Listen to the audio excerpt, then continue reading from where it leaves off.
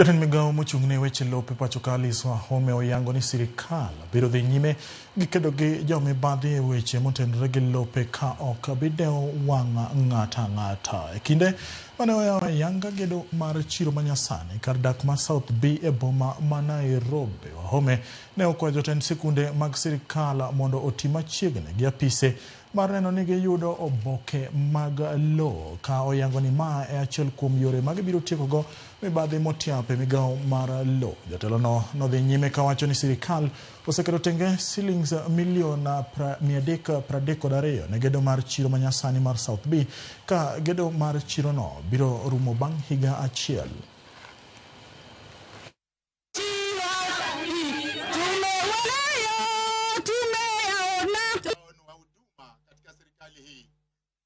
Next week nitakuwa Lavington primary.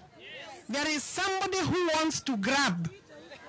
And when I'm there, I will also call upon every principal, every head teacher, every community that knows their school property, their school land has been grabbed, to ensure they put documents together to bring to my office, to my attention, so that we put teams together.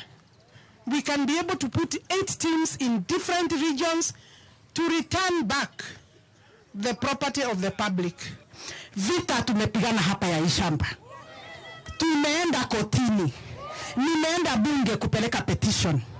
But the biggest stumbling block to land grabbing in South B are senior government officers. Tumepigana hapa.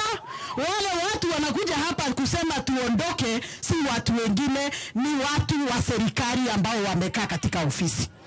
One of the things we are requesting both the national government and the county government to do, ujenzi wa hii soko lazima uendelee. Watu wapende wasipende.